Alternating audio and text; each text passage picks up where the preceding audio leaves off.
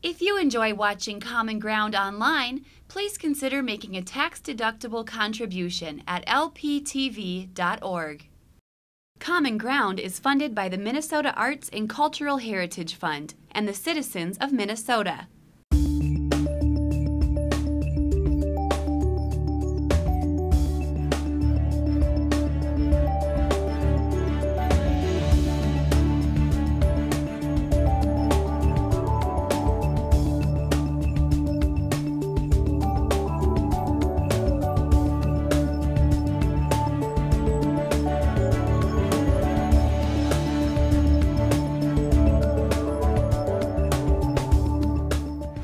Hi, I'm Rachel Johnson, and thanks for joining us on Common Ground. In tonight's episode, Lea Johnstone of Backus takes us back to life on the farm with her paintings of scenes from the early 1900s. Johnstone shares her art and writes poetry to accompany each painting. And we'll browse an impressive collection of old tractors and those who love them in Oylen, Minnesota.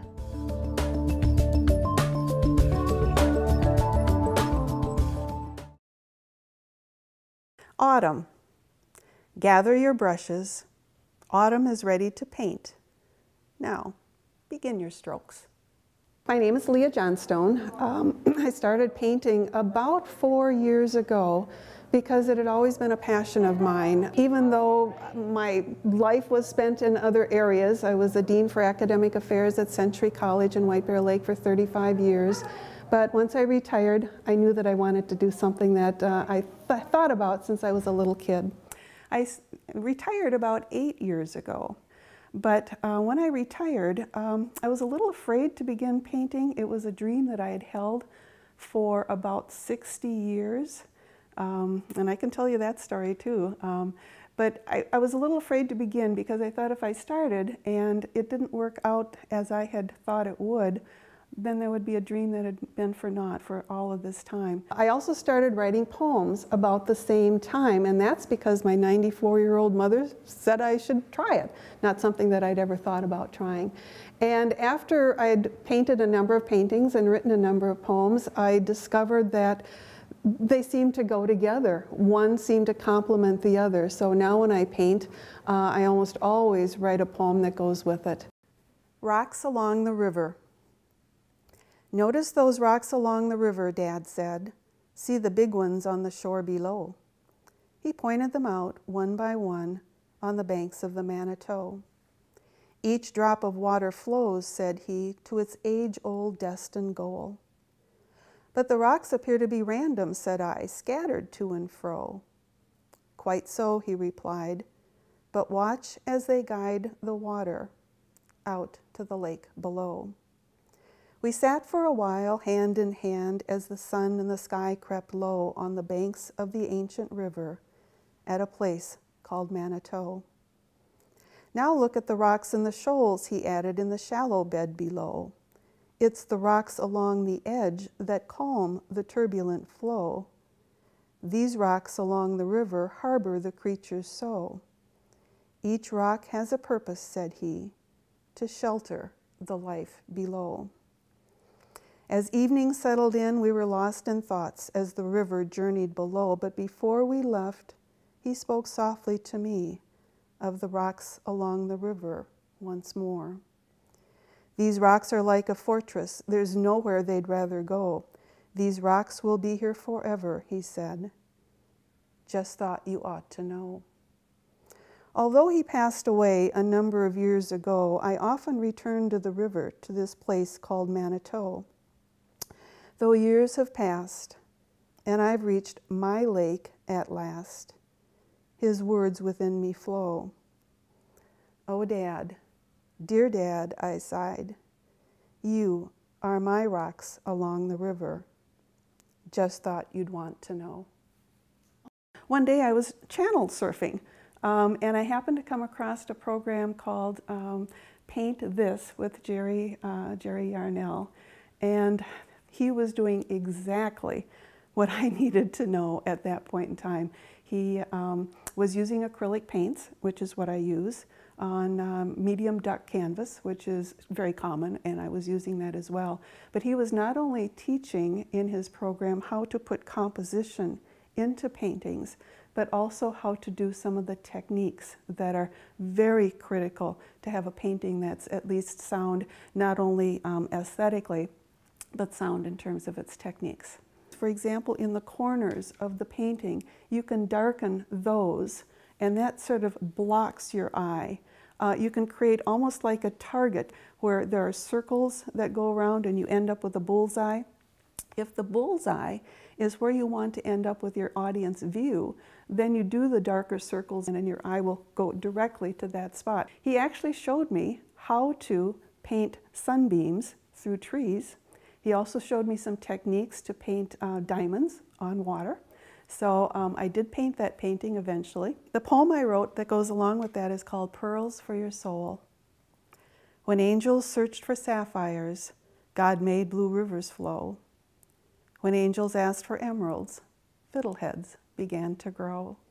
When angels wished for rubies, wild roses stole the show. And when angels dreamed of diamonds, a sunbeam splashed a row. But when angels looked for pearls, they found them in your soul. When I was painting before, my paintings literally were heading down to the basement where they'd get stored. I watched the show Common Ground, saw what was happening there, and a light bulb went off. I thought, why aren't I using my paintings to give back to the community? So I hauled my paintings up out of the basement, started calling some community service places, some assisted living places, some churches, some places like the Sons of Norway, volunteering my time to go to these places and do a little entertainment session. I bring about 10 or 12 paintings and read the poems that go along with it and just thoroughly enjoying the audience. Well, actually, when I was in college, I did take a few art courses, on art essentials like composition and color and all that sort of thing. And I took one painting class, and the whole class was, the first part of the class, we were to buy our own canvas and our own wood, and then we were to make our own canvas from scratch. And that took up the first half of the class. And then the second half of the class, we were to paint a picture on it. And she paints pictures and writes poems to go with the pictures. And it's kind of an unusual idea, I think, and comes across very well. When you get into little tiny things, the smaller the brush you need, and then you get to the point where sometimes I've even taken a spyglass or whatever you call it just to see what I'm doing. But she's willing to share her talents with us, which we appreciate greatly. This is an assisted living place where we are, and people come in and share their talents, and I'm just always amazed at who shows up here. From the corner of his eye. Dear son, he wrote, with aching joints and arthritic hands, it is the call for every young man to serve in times of war, as your fathers did before, and to forever protect this land. From the corner of his eye, as he watched from a stool leaned high, as the flag was passing by. Dear boy, he begins, with weathered grit under calloused fingers, the plowing's done, the crops are in, and the good spring weather lingers. Dear son, he pens by the kerosene lamp and the blackened sky, the weather holds, pesky crows go bold, and the alfalfa has grown wild and high. From the corner of his eye, he watched from a stool leaned high, as the flag went passing by. Dear boy, he starts from the crickety table by the kitchen door. My words come hard. Each sentence seems barred. Your ma misses you more and more. From the blurriness in each eye, with trembling knees and a salute held high, he watched as a flag was carried by. Dear hero, he murmurs, the furrows of his brow, a deepened crease. They brought you home today, my son. Forever rest in peace. I remember the day very, very specifically. It was 1954 in the summer. I was 7 years old.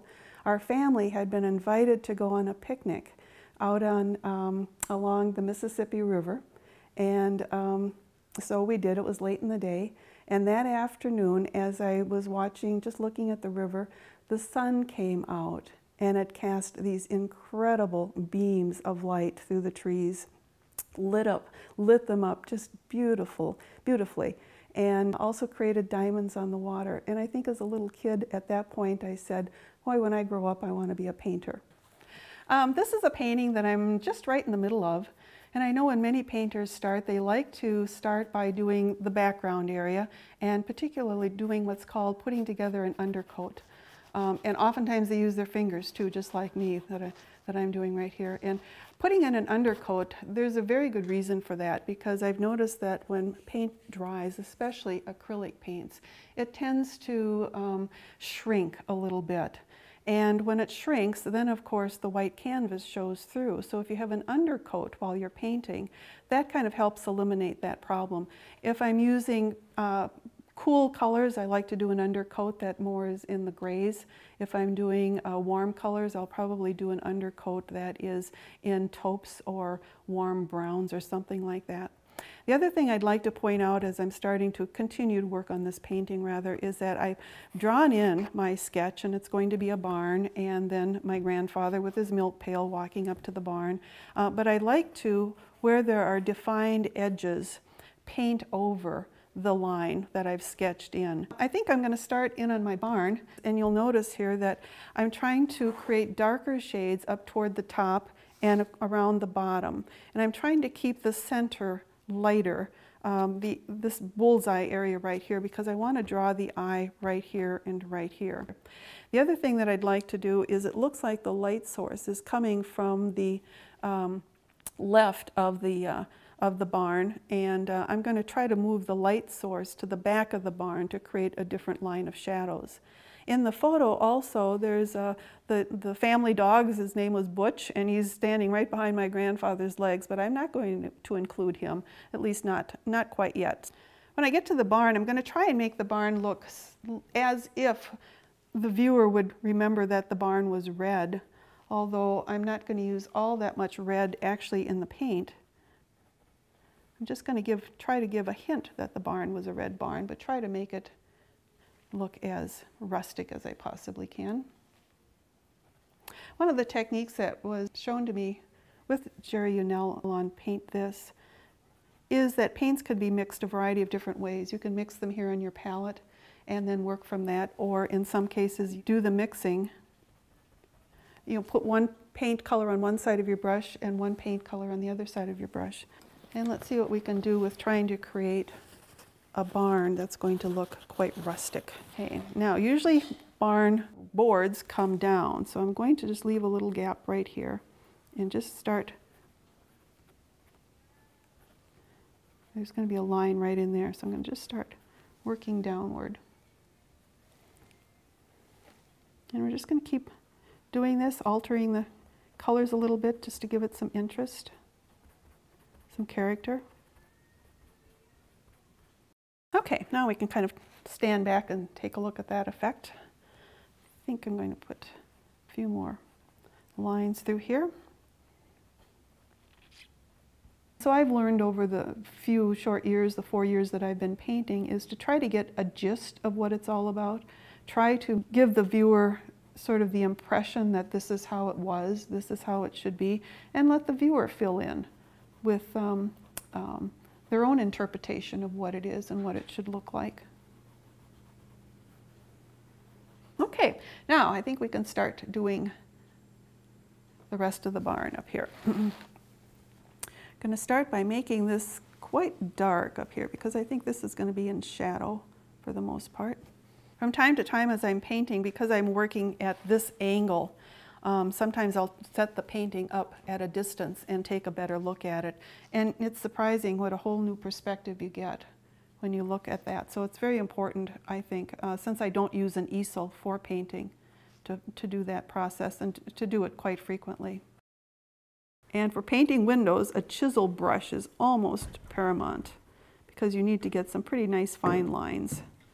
Sometimes I don't like to use just a total solid color. I think it gives it more fun and more interest if there are several colors that come through when the paint dries. Painting is certainly a learning experience. It's a process that you go through, and with every single painting, not everyone is as good as it should be, but everyone seems to get better and better and better. It's something that I've thoroughly enjoyed doing and I'm going to continue to do, and I'm enjoying every minute of it. When I gave my smile away, when I gave my smile away, it came right back without delay. When I gave a wink away, its charm lingered for a moment, then faded away. When I gave kind words away, their warmth was welcomed in a world of gray. When I gave my life song away, it was heard by many, both near and far away. When I gave my hand away, my heart went too, with a vow to stay. When I gave my soul away, God gathered it close and tucked it away. But when I give my smile away, it comes right back to brighten my day. When I give my smile away, it comes right back. No one takes it away. When I give my smile away, I can give it again and again and again, till life takes me away.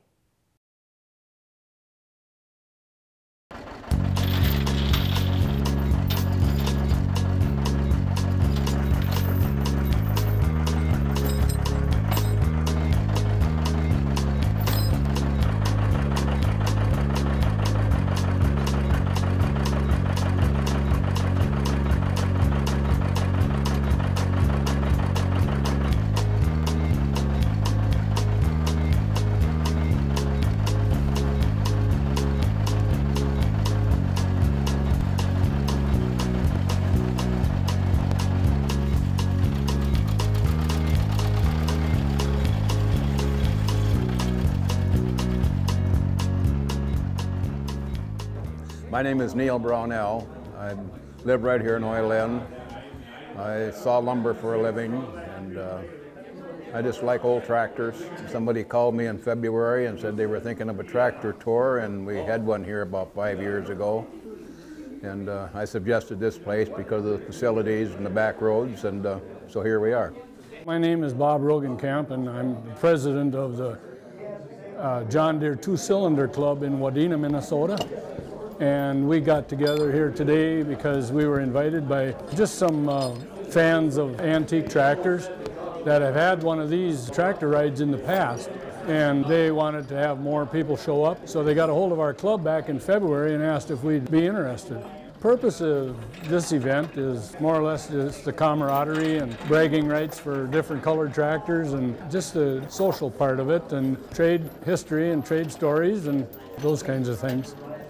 Well, I don't know, probably brings back memories, I suppose. One of my fondest memories, I guess, is riding on the back of my dad's 1020 McCormick Dairy when I was about 3 or 4 years old. Well, we're just getting together, and we're going to take hopefully a 10 to 20 mile ride in the country on our tractors, and then stop back here for a potluck picnic after we're finished. I don't know just how long we'll go today. It depends on the weather, depends on how wet we get, and how cold we get, and how soon that happens.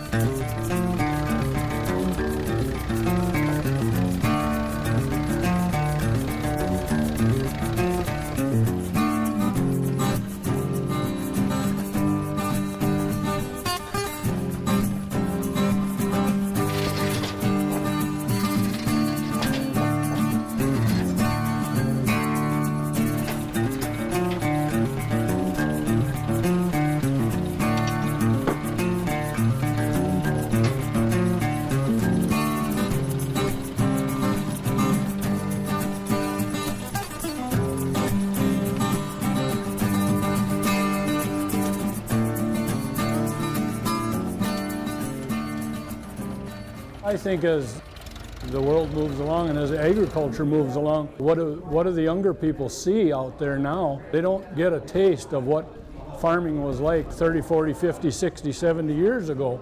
They don't realize that we didn't always have air-conditioned cabs, and we didn't have power steering and GPS, those kinds of things in these old tractors. It was pretty rough and tumble.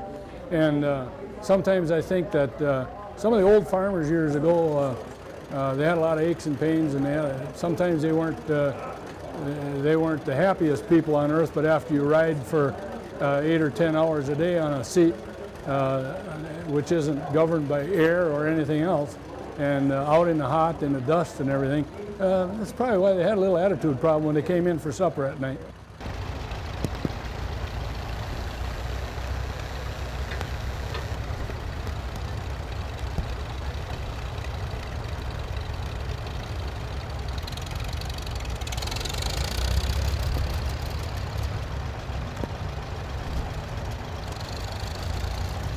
The people here take pride in their equipment. They really love their tractors, and you can tell by looking at them. Most of them have been repainted and have nice tires on them, and some of them were brought just right out of the field too. There's a pretty category and a not so pretty category, but they all run, and everybody's proud of their tractors. And most of these people that are here have more than just one tractor. Myself, I have 11 John Deeres and 2 Internationals and 1 little 8N Ford. And a lot of the guys here are driving Alice Chalmers, and some of them have Molines and Farmalls, and so yeah, they take a lot of pride, and they really love their tractors. It takes quite a bit to keep these things going. Parts are pretty high priced. Sometimes parts are pretty hard to get. There are a lot of places that offer parts on the internet, and sometimes you can find tractors to buy it on Craigslist or eBay or something like that, you know. But a greater source of information and parts and pieces sometimes is right here with our own people, because they might have a tractor that they're parting out, and they might have parts available that you need. So usually we ask our neighbors and friends first before we go off looking for them on our own. We have people movers here. If people just want to come and ride, they're welcome to, and we'd like to make it at least a yearly event. And it's a lot of fun getting together, I guess. It's not closed to just our club or these people that are here. Anybody that would be interested in taking part in something like this would just have to get a hold of us, and for next year, if we have one next year, and they'd be invited to come along, and we're open to anybody. It's for the preservation of older farm equipment, and we like to keep it going and keep it around as long as we can. Some of these old tractors, they don't have computers and things like that in them, so they're easy to work on. You don't have to have a computer technology or a technologist helping you to fix them. Usually you can fix anything on them with a screwdriver and a pliers and an adjustable wrench and a little bit of know-how. I guess it's just the heritage of it, and memories of years gone by. When I travel these old roads, a lot of memories come back to me, because I've lived around here most of my life.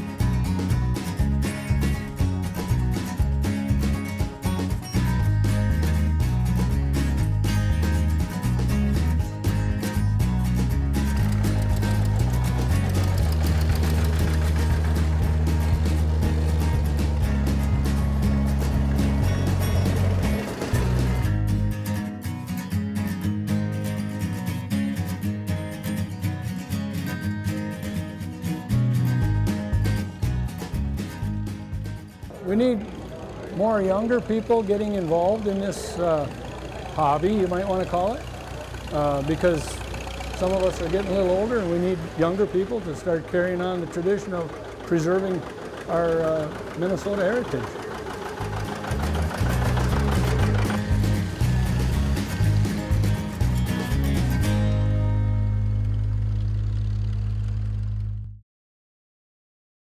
Thanks for joining us on Common Ground. We'll see you next week.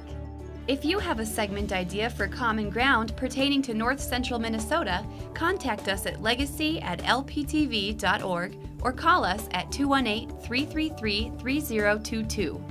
If you enjoyed this episode of Lakeland Public Television's Common Ground, consider making a contribution at lptv.org.